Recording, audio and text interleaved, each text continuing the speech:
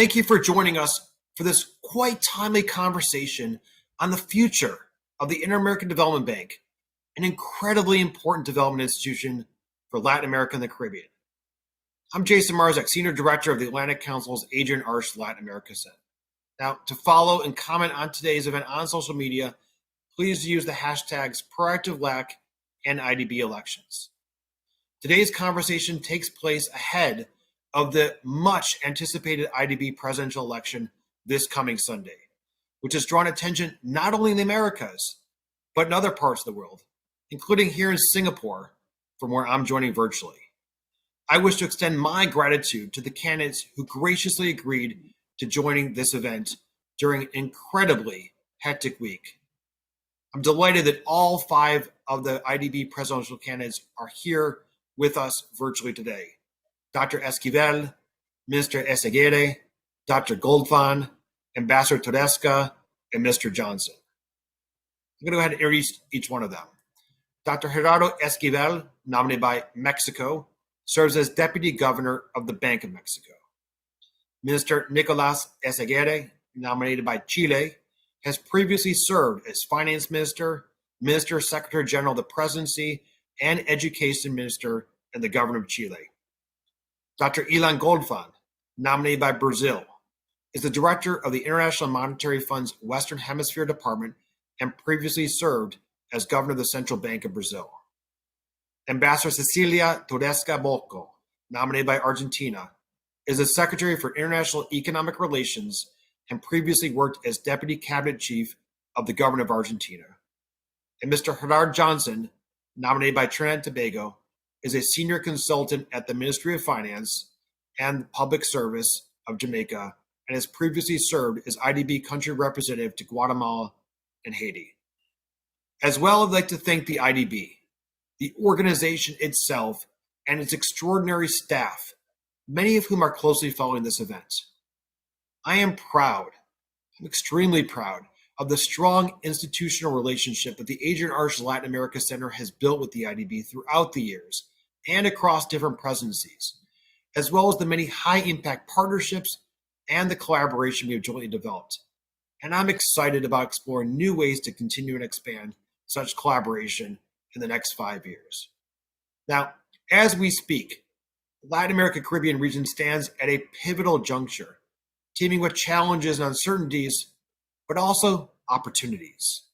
On the one hand, domestic and international headwinds, from inflation and rising interest rates to fiscal constraints, debt, a strong dollar, and a slowing global economy are threatening to derail a hard-fought post-COVID recovery in many countries, while structural challenges in productivity growth and labor markets continue to limit the region's long-term growth potential. But on the other hand, the region faces tremendous opportunities in the areas of digitalization, inclusive growth, sustainability, and many more.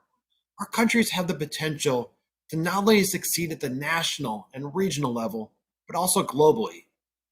And indeed, the Adrian Arsh Latin America Center is particularly interested in this, given our mission to highlight the region's critical role and potential in the global arena. So, how can the bank help member countries capitalize on new opportunities and mitigate challenges? What should be the priorities of the IDB over the next 5 years? In what ways can the IDB take its work to the next level, benefiting client countries? And what about the internal transformation of the institution itself? As we look ahead into the next 5 years of the IDB, we hope today's conversation with IDB presidential candidates will shed light on some of these very important questions, while also giving the public, the friends, clients, staff, and observers of the IDB an initial opportunity to get to know the highly qualified candidates, one of whom will become the future president of the IDB. Today's forward-looking event is part of our center's premier content series titled #ProactiveLAC. Launched earlier this year, ProactiveLAC events and publications aim to help the region emerge stronger from the pandemic and leap forward in its development. Each event in the series focuses on a specific theme central to the region's economic recovery and long-term prosperity, and brings together distinguished panelists from regional governments, the private sector, and multilateral organizations to share knowledge and recommendations. So, with that, let's move on to the candidates. I'm going to head over to my colleague, Pepe Zhang, our Associate Director and Fellow, who will moderate today's conversation. I look forward to a stimulating event and wish the IDB and all the candidates for its presidency the best of luck in the coming days, weeks, months, and years ahead. With that, over to you, Pepe. Thank you, Jason, and what a pleasure it is to be able to have all 5 of the IDB candidates with us today. And thank you again, like Jason said, for taking the time out of a very busy week already to participate in this event. We're very happy to be able to have you and hopefully make the process of the IDB election, which has traditionally been more of a closed door session, into a more public one by bringing more visibility, not just to the process itself, but also to the extraordinary candidates that you are, highly qualified. And I think the institution, such an important one, will be lucky to have one of you as the future president. And with that, I'll start off with the first round of questions to everyone. Same question. And the goal is for you to share a little bit more about not just your vision on the IDB itself, but also yourself. And here's the twofold question. What's your vision and top priorities for the IDB if you're elected? And why are you the best candidate? In terms of orders, we'll probably go with the alphabetical order of the country. So we'll start with Argentina, then go to Brazil, then go to Chile, then Mexico, and finally Trinidad and Tobago. So with that, I'll kick it off to Ambassador Cecilia Doleska. Please go ahead. Hello, good morning. Good morning to all of you. Thank you very much for having me here today. And also I would like to just say hi to my colleagues. I wasn't able to say hi personally to all of them. So here is a chance to say hi. I'm very honored to be in this virtual table with you all. So let's go quick to the 5 issues I think we could work together for the next 5 years. We were thinking about those challenges the region has and which one of those, which are many, the bank can focus on. And we identified 5 challenges that the IDB, where the IDB could be a good partner and a strategic partner for the region.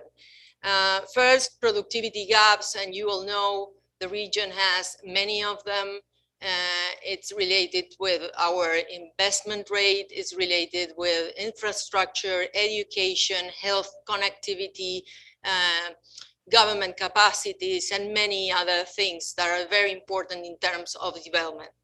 Our second challenge is social exclusion. There is not much more to say about that. We know we are one of the regions of the world where poverty is really high and inequality too. The third issue we identify where the bank could work harder regards to territorial exclusion or connectivity. I mean, not only between our countries, but we all know that inside our own countries, we have problems for people and products to move from one city to another. Or not only problems, but it is very costly. Then the fourth issue, it's climate change. And we all know that this is really hitting us very hard, specifically at the Caribbean, but that's a problem the world as a whole has.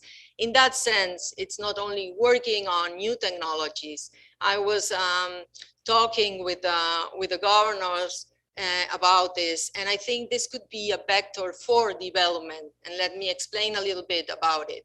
If the case is that the region will be only importing technologies that were developed in other countries to our region, that won't work.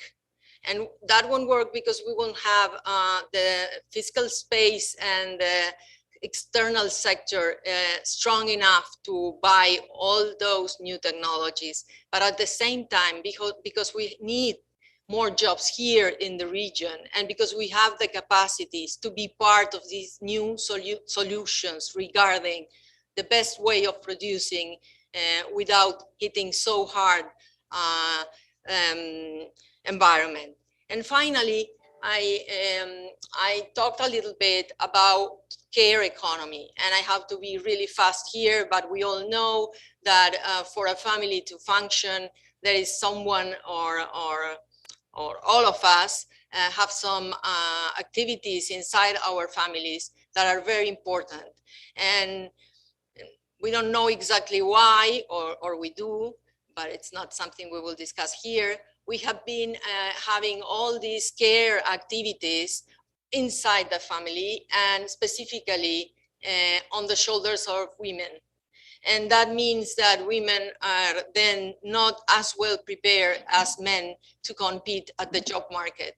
And when they get into the job market, they have to, go in and out many times during their lifetimes. And also they get less wage, and that impacts household incomes, and that has a macroeconomic impact. So the gender agenda or care economics is not a problem for women.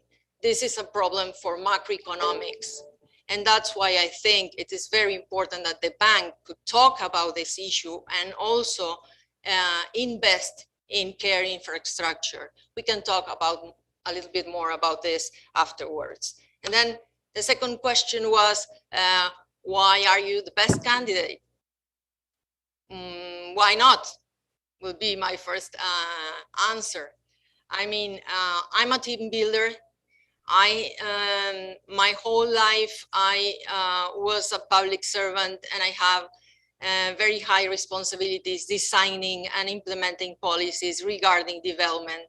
Specifically, when the pandemic hit the world and also hit Argentina, I was vice chief of staff, and we were able to work as a team with the economic cabinet, and we put in place the biggest public policies ever in Argentina in a time frame of between 45 and 60 days. So I can work a lot, I can talk with everyone, and I would love to have, for the first time, a woman. It doesn't matter that it's me, but at the presidency of the bank. Thank you very much. Thank you, Ambassador Dodesca. Well noted your 5 priorities, and thank you for sharing your personal professional experience as well. Then we'll go to Brazil. Dr. Gofan, please tell us about your vision, priorities for the IDB if elected, and why you would be the best candidate.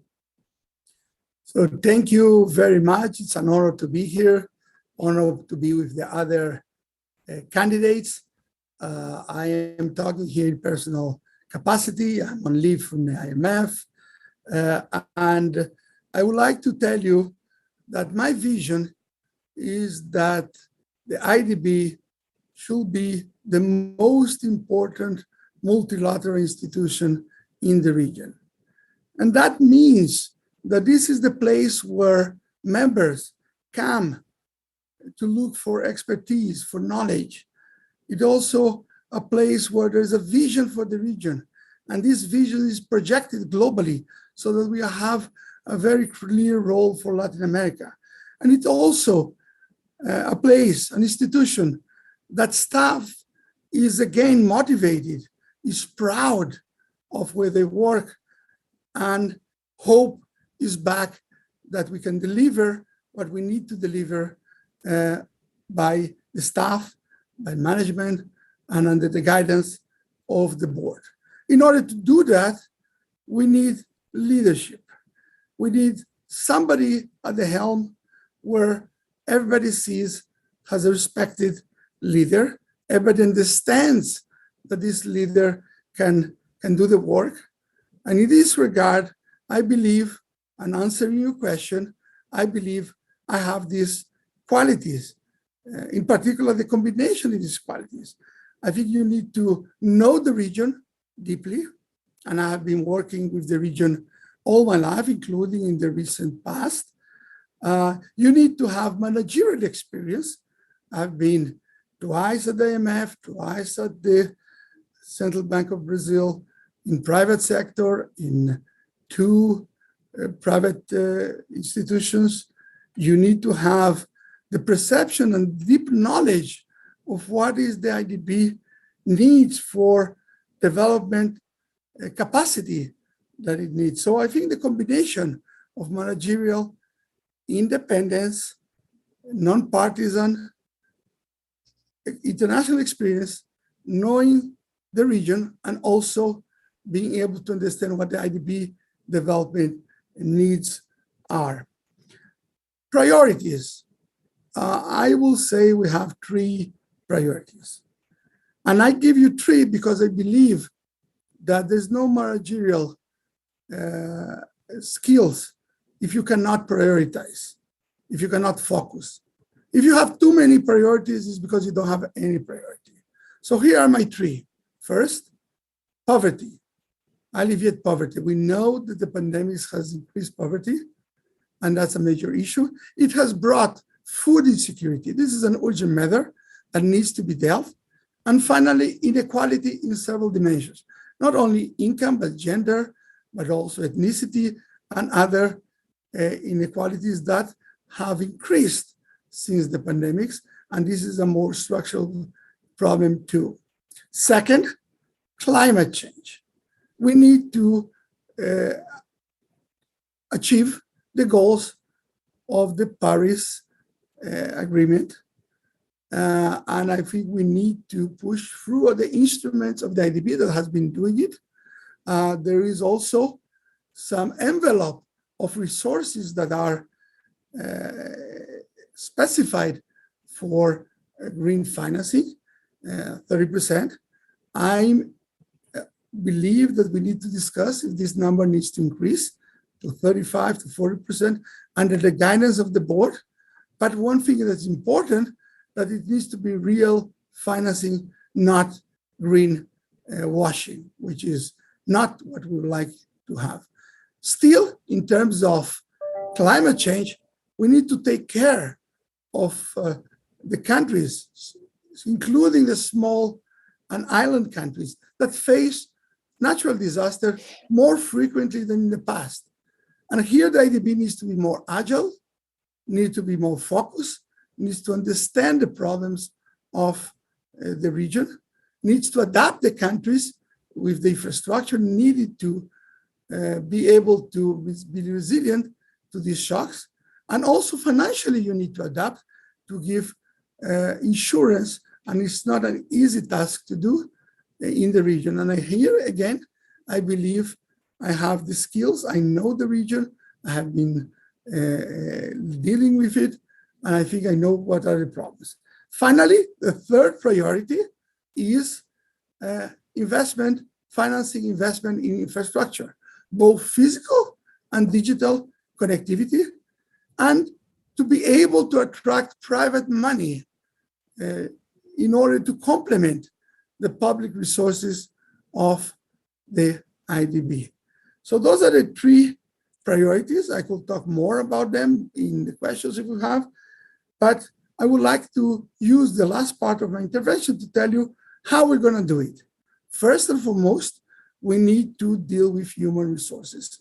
There's enough expertise in the IDB, but we need to be sure that they're in the right positions, and we need to have a very good human capital. That means that diversity is very important. Diversity, again, gender, ethnicity, regional, but always with good people to be able to deliver these goals. Second, it needs to be an evidence-based bank, looking at the data, looking at the indicators. Narratives are good, but they are not enough. We need to preserve the AAA rating of the bank. We need to look at the capital adequacy framework. We need to attract capital from other sources, not only the IDB. We need to work with transparency, accountability, and a dialogue with all the stakeholders. So to conclude, what I believe is important is to have a vision, to be the most important multilateral institution in Latin America in the dimensions I mentioned, to have 3 priorities: poverty, inequality, food insecurity, climate change, and financing of infrastructure, both physical and digital, attracting private capital. And I believe a leadership that is seen as an example is very important. A leadership that has international experience, that knows the region for decades, that have been in the private sector, also in the public sector, and that is not ideological, it's a partisan, and is independent. So the combination of the two will be essential to run the IDB. Thank you very much. Thank you, Dr. Grofan, for your very comprehensive response. We'll then turn over to the Chilean candidate, Minister Izaguirre.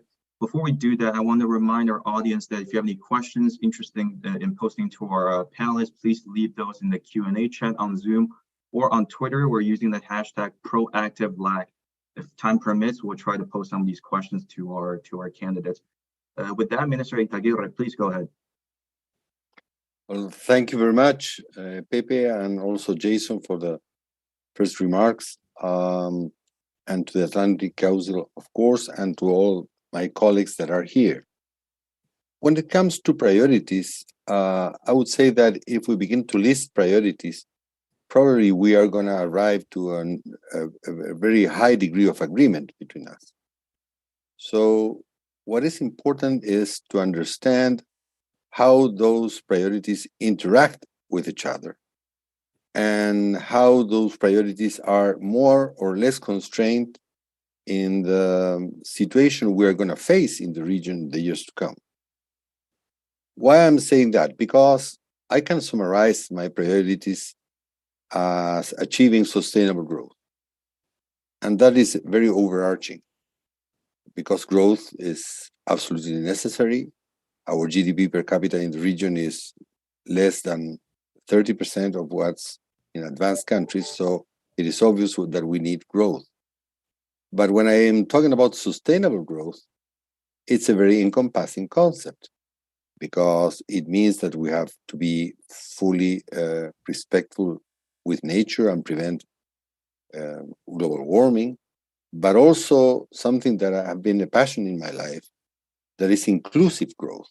I just wrote a book about that.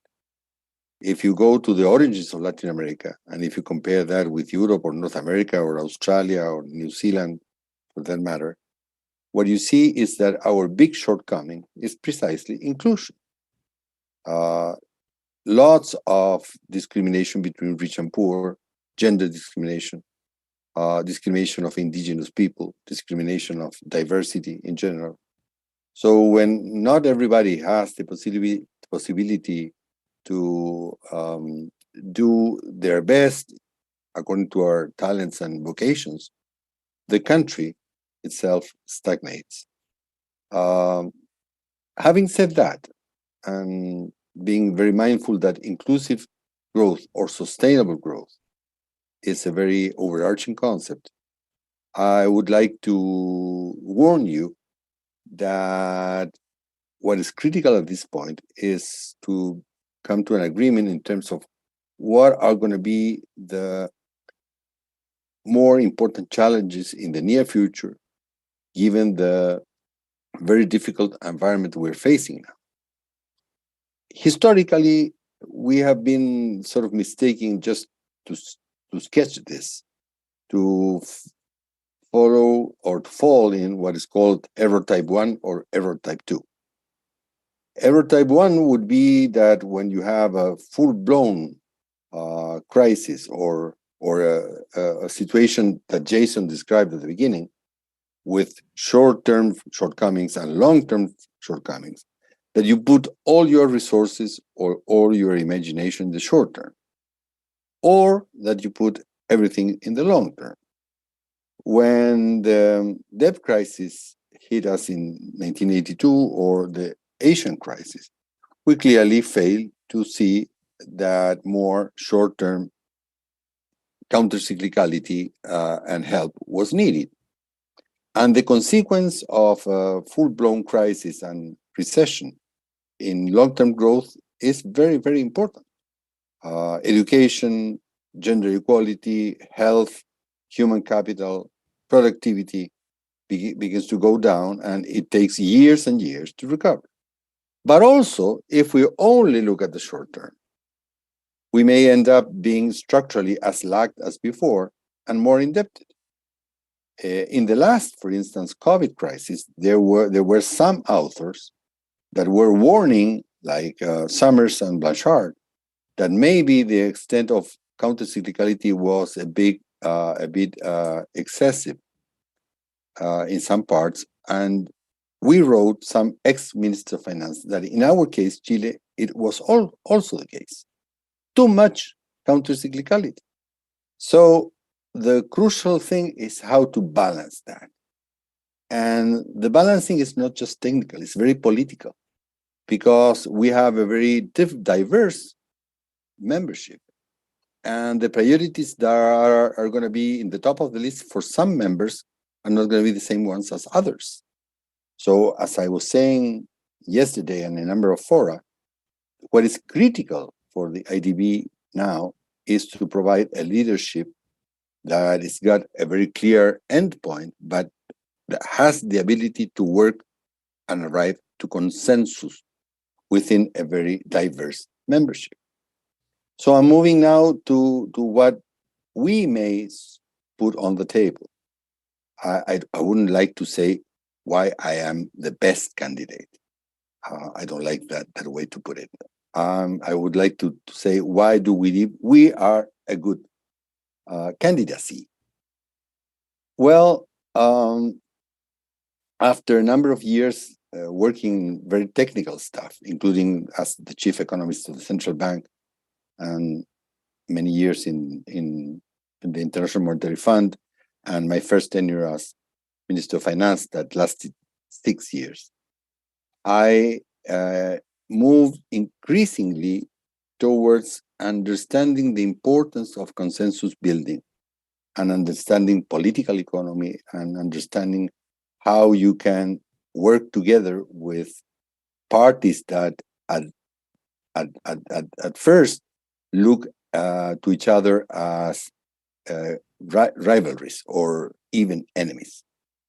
And I guess that's my main contribution to what can be achieved in the IDB, because I've managed to overcome those obstacles and do, together with my presidents, very, very crucial structural reforms in Chile that were tremendously difficult, like education reform or gender equality or other things.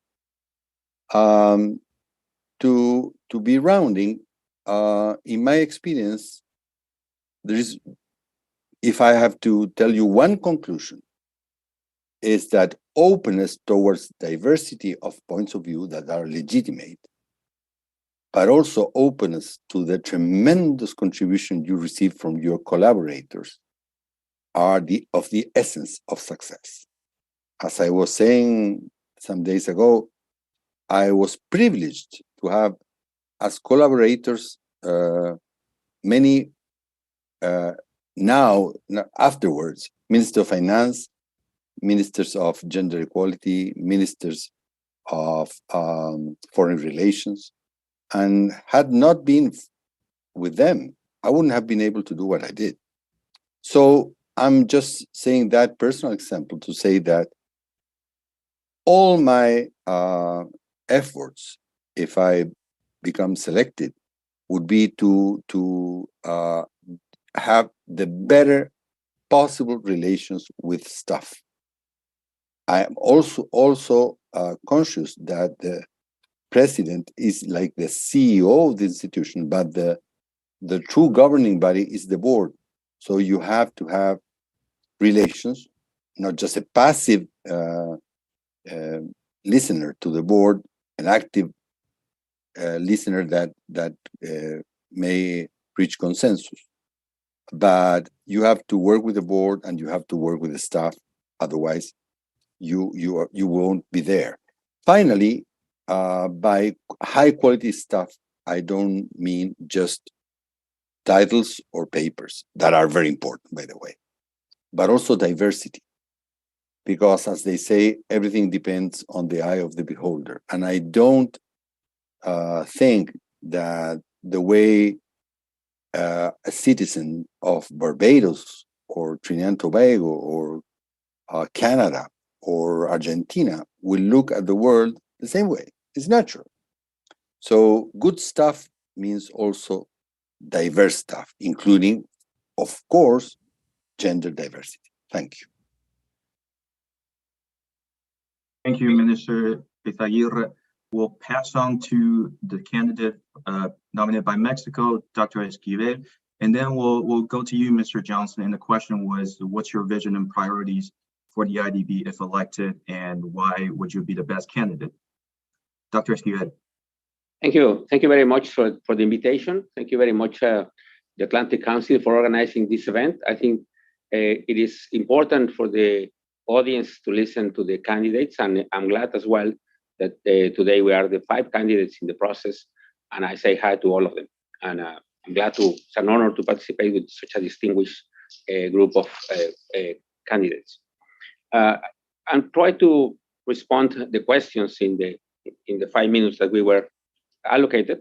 I start with the vision, and the first thing I would like to say is that the institution, the IDB, although it's a financial institution, it is much more than a financial institution for the region. It should be a tool for development, a catalyst for development, and in that sense, I think the relevance of the IDB goes well beyond the resources that it can provide to the countries in the region, because it also helps in other different dimensions, including technical assistance, dissemination of knowledge, and other aspects that are the facts that we can contribute to the region.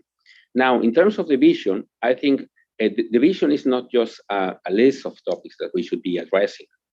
I think most of us, we will agree on those topics. But the thing is to understand in which situation are we currently in the region and in the world. Right. I think there we have the opportunity to think ahead what to do and how can the IDB can contribute to this future.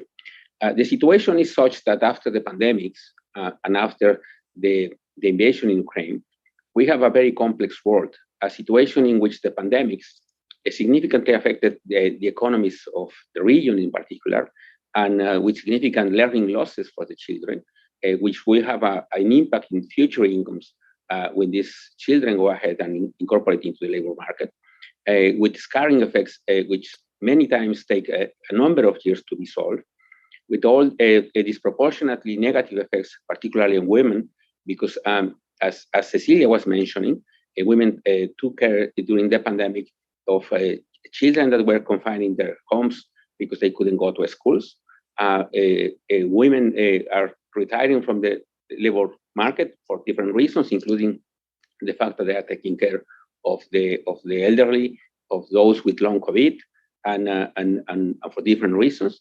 So we have a situation in which the economies of our region are being affected by this aspect and by this crisis, which has these significant and probably long-term effects. But on the other, we have the invasion in Ukraine, that has generated this pressure on prices, on food and energy prices, and that has generated this inflationary pressure that we are all suffering from. And as we know, when inflation takes place, particularly this kind of inflation, the ones that are affected more are the poorest, because the poorest devote a larger share of their income for food. So we have this complex situation, and that has been exacerbated by the responses by central banks, which, as we know, are tightening their positions in terms of rising interest rates. And those countries that engage in counter-cyclical fiscal policies, which are now more indebted, are now facing this additional pressure. So we have this very complex context in which Latin America has to think ahead of how to keep growing and how to leave, for those countries who have reached a middle income level, how to leave the middle income trap. And I believe that what is also happening after these two major shocks is that we will be facing a reconfiguration of the global economy. And I think Latin America should be prepared to engage and to participate in a different way in this new world. And I think that's what the IDB can contribute in terms of helping to guide the region into integrating differently into the new world, because as we know, there is a process in ongoing which will include the reconfiguration of global value chains and probably a different kind of integration should be good for the region, including that for the different countries that have been following different paths of integration with the world economy. So that's what I think we should keep in mind. And in terms of priorities, the first thing I think would be needed is to reestablish, to work internally in the institution. We need to reestablish the channels of communication between the board of directors and the administration. I think we need to reestablish the morale of the staff. I think if we are not able to work constructively within the institution, I think it could be very difficult to be able to have a significant impact on the region. I mean, this affects not just the institution itself, but also the effectiveness of the institution.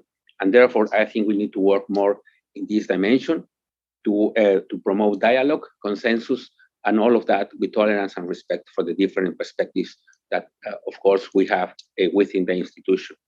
And that includes, obviously, in a more institutional enhancement to promote a mechanism of transparency, accountability, and an important reform in the governance of the institution.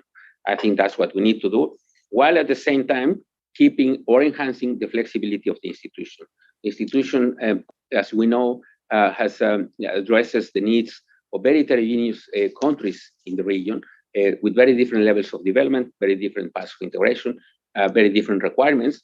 And the institution needs to keep the flexibility in different dimensions, including the loans that we grant, the conditions that we offer, and the resources that we might provide using the two different windows that we have available, which are the public window that goes mostly for the governments and the private window that addresses the needs for the promotion of investment of the private sector. So this is what I think, what are the priorities, and topics obviously are the ones that have been already mentioned: poverty, inequality, climate change, economic integration, social development and inclusion, and so on and so forth. So all those topics, I think, are the ones in which we should focus, but we're having this vision that I already mentioned in terms of thinking ahead of what the institution can do for the region. Now, finally, in terms of why I'm the best candidate, I wouldn't say even so. I'm going to repeat what I said to the Assembly of Governors in my presentation on Sunday. I told them I'm not asking for your vote for me, to elect me as president of the institution. I'm asking you to do what you think is best for the institution and for the region, considering the complexity of the situation in the region and in the world economy. And if you think I'm the best person, go ahead. If you don't think I'm the best person, select the person that you think is the more appropriate given this context. And that's what I would say about that. Thank you very much. Thank you for that, Dr. Esquivel. And Mr. Johnson, we'll go to you.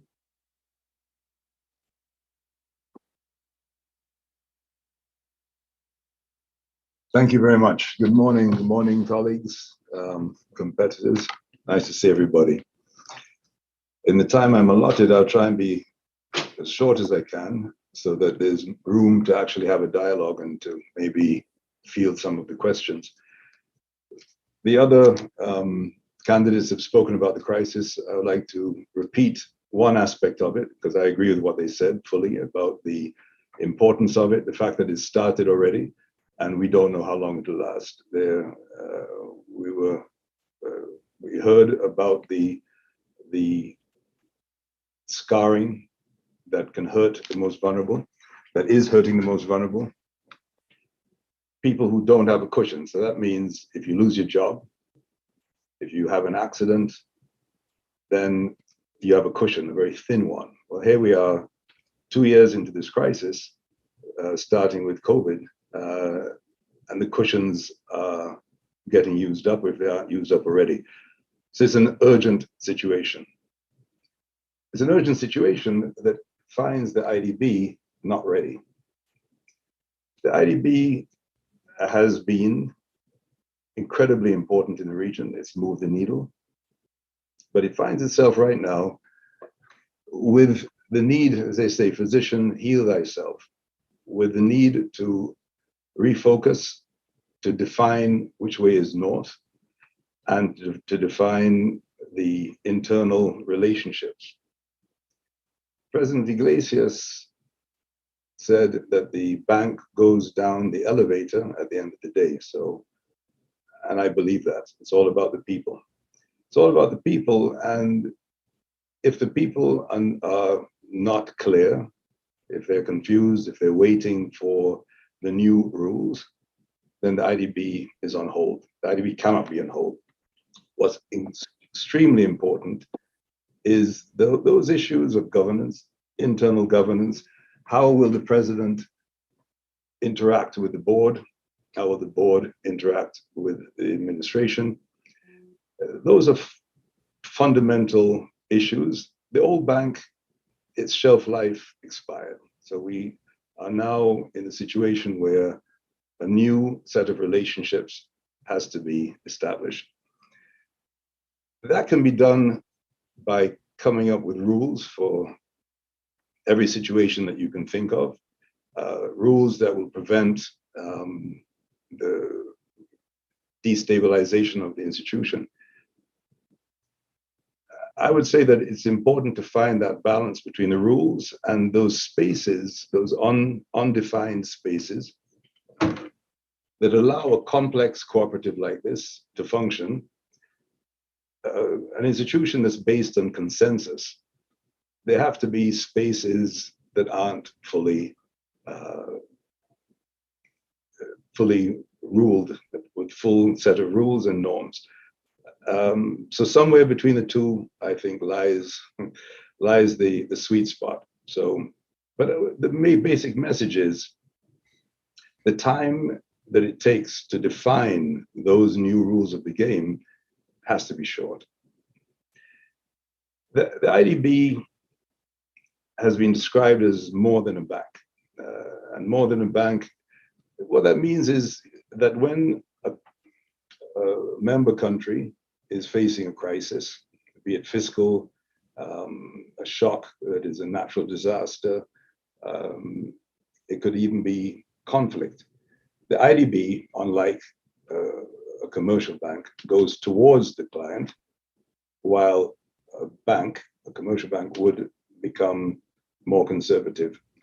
And that's a very delicate dance. That's an art that the IDB staff, and this is a huge asset, has learned how to do and has built relationships and has built country knowledge through this very extensive and expensive system of country offices. And that's what sets us apart. That has to be retained, that has to be strengthened, that ability to engage with the client, especially now in the crisis, where fiscal space, because of the increasing spreads, not just the public sector, the private sector as well, the bank could put its entire capital into the biggest economy in this hemisphere, among the borrowing countries, and it would be a fraction of the financing. So it's not about volume, it's about what we do. And it's about working with our clients, who are also our bosses, because the subscriptions, the interest payments is what pays the IDB salaries. So you're talking to your boss, you're talking to your client. It's a complex relationship.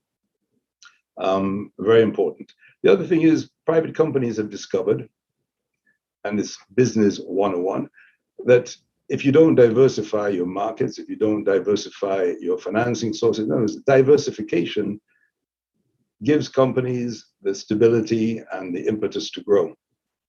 And so maybe, when you talk about diversity, it's another aspect of diversification. It's smart. And many companies are realizing there's no trade-off. There's no trade-off between, if I'm going to advance the diversity agenda, it's going to be a trade-off on my bottom line. And that's not true. I think earlier speaker said this, and I echo it. You're talking about improving innovation, improving the relevance of the institution. It's not a sideshow. The big strategic areas. The region vis-a-vis the rest of the world, by and large, has been sliding in keeping up with productivity. There's no future in that. The bank has got to be relevant in that space. Once again, to work with the clients, technical assistance, those delicate relationships where to convince a client in very, very narrow fiscal space situations to choose project A over project B. And it doesn't end there. Even when a project is approved, our troops, the bank's troops, have got to be there, because a lot of these budgets are annual budgets. So you've got to be there for the life of the project, making sure that the priority stays on it. And of course, we're talking about projects that move the needle of development, not projects that are for elections or for short-term interests.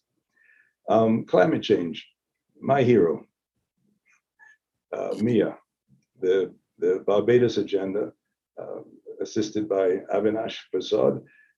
That kind of initiative, that's a crisis that's just getting worse. It's something that the longer we wait to face it and to create instruments to confront it, the worse it's going to hit us. Of course, to increase the amount of resources that are available, you also have to increase the ability to absorb them. In my experience when I was at the bank, one thing that happened every year, money was left on the table. The ability to absorb the funds that are there already, to implement the projects that are already there in a more efficient way, there's a lot more that can be done. Energy transition to renewable energy. Some countries, a third of the scarce foreign exchange is spent on imported liquid hydrocarbons. It seems like a no-brainer, but several governments, many governments, for them, the importation of liquid hydrocarbons is a huge source of fiscal revenue. Those kind of reforms have a fiscal impact, and the IDB can be useful in bridging that impact in order for meaningful reform to take place. The whole nearshoring agenda, there's a huge opportunity for the region to position itself as in the more diversified supply chains that are foreseen. The private sector. Mr. Johnson, my apologies for interrupting. I want to make sure that we stay relatively on time. I would like to give you a final moment to summarize some of the priorities and also go into the part more about your candidacy itself. Thank you. My apologies. I'll close. I have to focus on the parts of the private sector that don't already have access to the banks. I'll close by saying that all the other candidates talked about the best candidate would be one who knows how to forge consensus, how to listen, how to be humble, and how to polarize positions in the bank over the key issues that will define its future. I agree with them. That's what you need. You need somebody who can make bridges, not blow them up. Thank you. Thank you for that. In the interest of time, I do want to make sure that we get to ask a second round of questions, kind of picking up some of the very interesting things that all the panelists have said. I see a lot of commonalities, some interesting contrasts as well. And we're once again starting off with Ambassador Toresca. In your case, I think I'd love to ask you more about the gender issue, the care economy issue that you have mentioned earlier. And indeed, as you said, you are the only female candidate in this race. And the question here is, pushing you a little bit further on this issue, we know there's a lot of interest in this issue, of course, but we've also heard about in the banking sector the issue of greenwashing, gender washing, and specifically on gender washing. How do we go beyond that? How do you plan on, as president of the IDB, going beyond gender washing and meaningfully advance the gender agenda?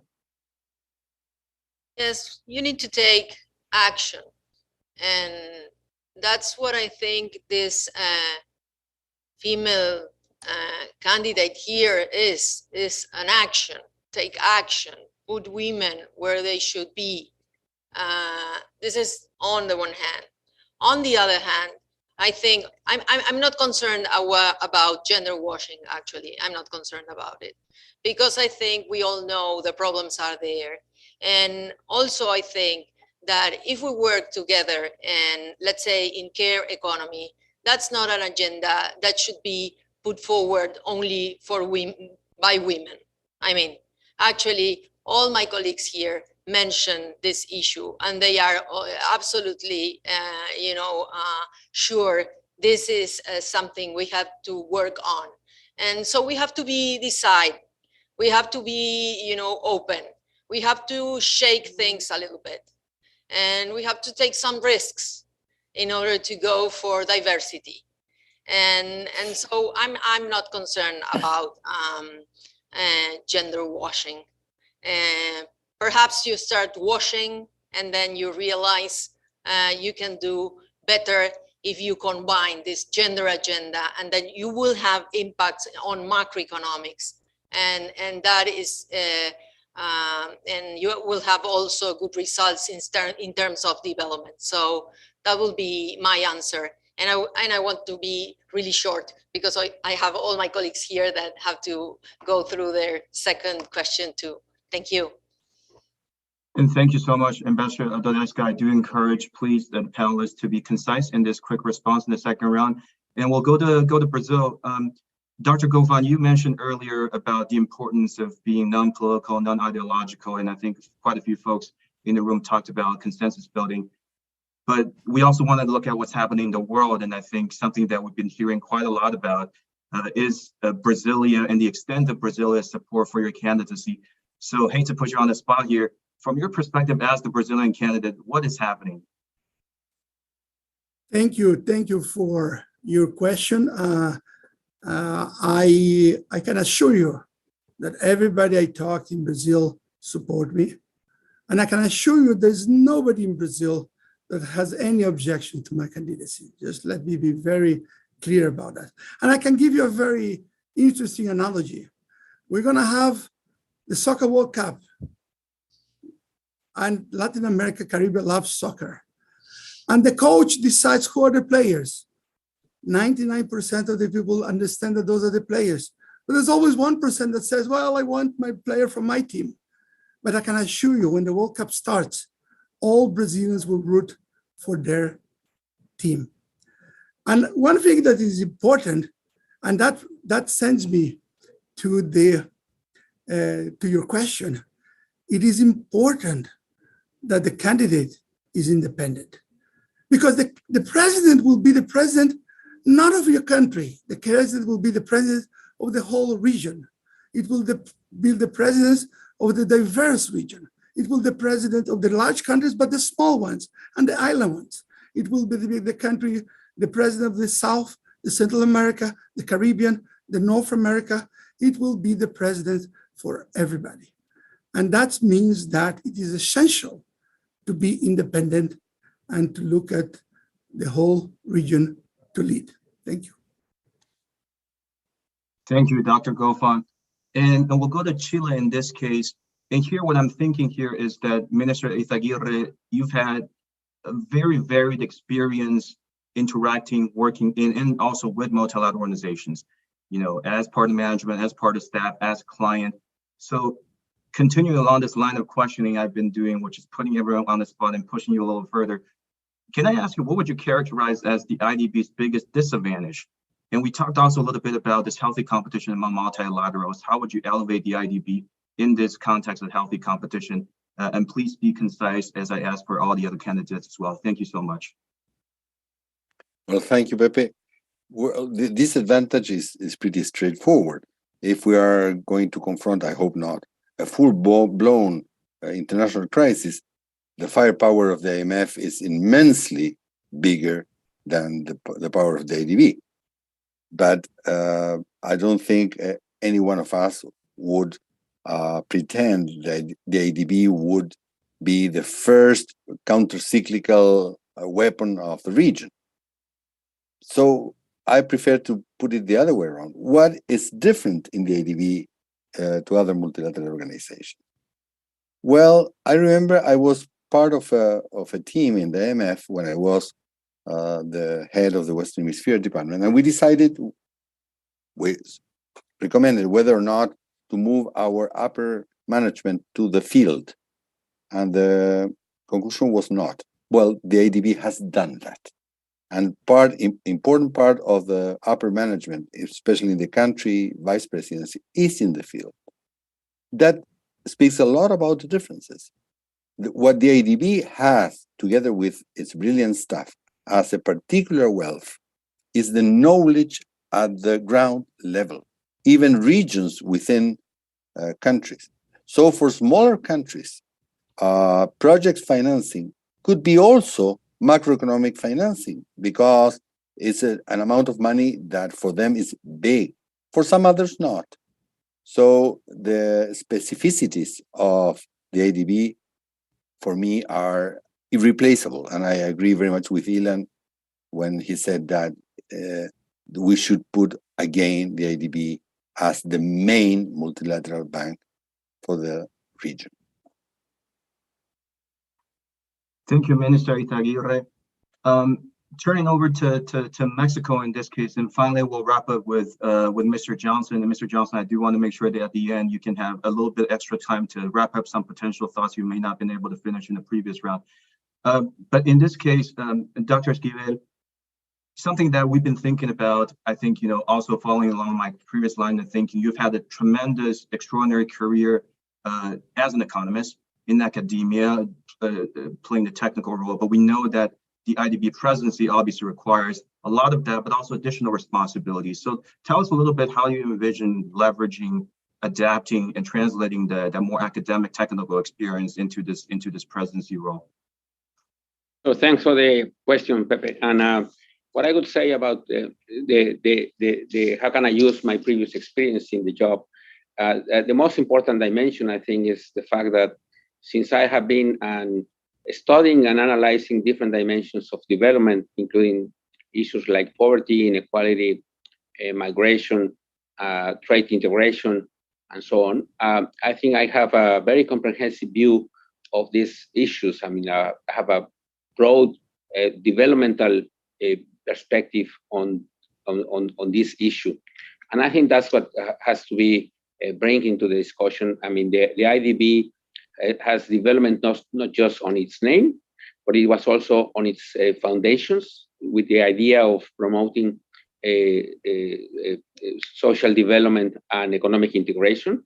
So, and its development is at the heart of the institution. I mean, it's critical for the institution, and having this comprehensive view, I think it's critical. As I emphasized in my presentation, I think it's much more than just the financial dimension that is usually think of for the institution. It has this broader concept.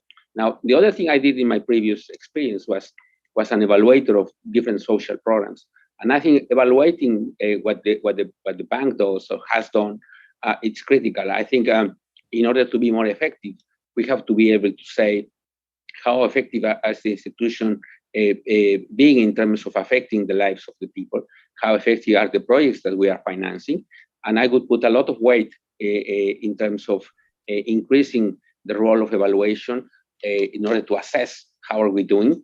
And even before thinking of increasing the capital of the institution, I think it would be good to make a pause and have a look at how are we doing with the resources that we are currently using. So that's what I would bring into this dimension, given my previous experience in these two characters as an academic and as an evaluator of many social programs. That's what I would put in today. Thank you very much. Thank you, Dr. Esquivel, and we'll keep it short, but thank you so much for your time. And I know that Dr. Goffin have to leave a little early, so thank you for joining us. Mr. Johnson, I do want to make sure there's sufficient room for you to answer the final question. And I think here something important for us to discuss is you as the only Caribbean candidate in the race. And there is a difficult reality that sometimes in different levels, the Caribbean nations are underrepresented at the bank in many ways.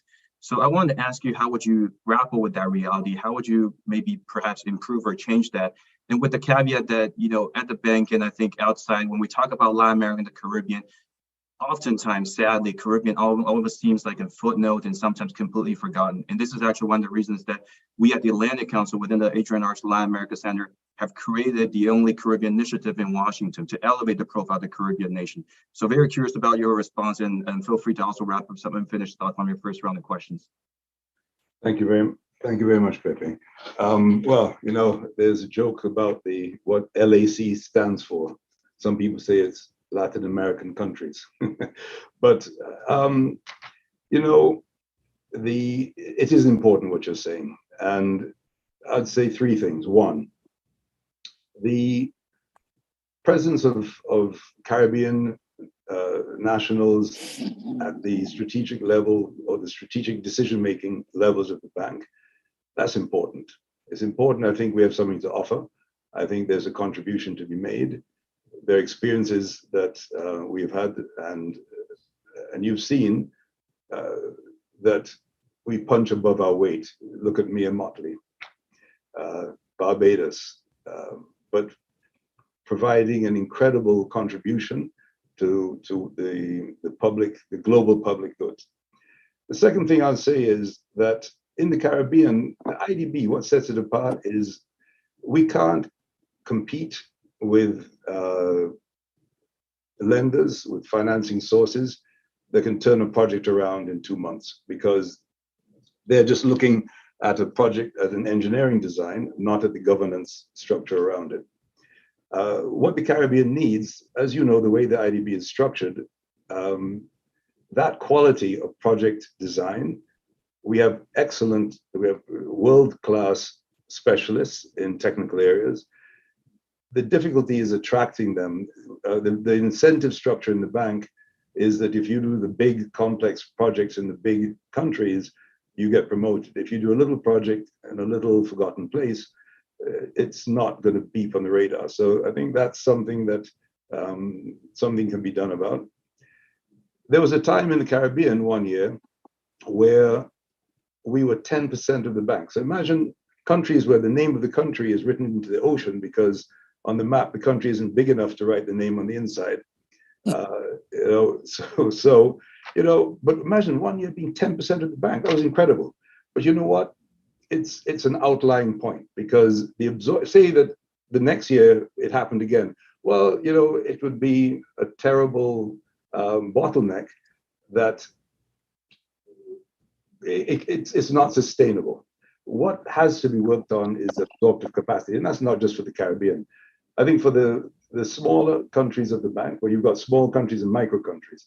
Well, for the smaller countries, the issue of fiscal space, of course, limits absorptive capacity, high debt.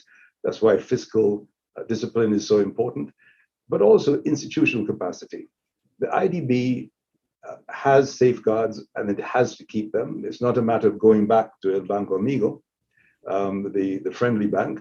It's a matter of finding ways to work with the governments to not layer on top of local governance and safeguards for procurement, for transparency, for environment, to not then have twice as many safeguards, because they're the country ones and there's the IDB. We have to work harder to build the local institutions so that we don't have to make them do everything twice. So I'll close, and I'll say to my colleagues, best of luck, buena suerte, buena suerte, and thank you very much for this space and the chance to share some ideas. Thank you, Mr. Johnson. And I echo your final message. And I mean, it's been such a productive, fruitful conversation to be able to hear somewhat different, but also complementary perspective from all the candidates. And at the Atlantic Council, we're very pleased to be able to create this opportunity for our audience.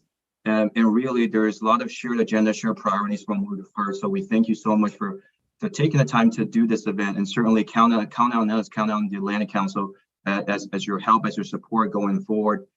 Thank you so much for your time, and good luck, everyone. Thank you, Pepe. Bye to everyone. No.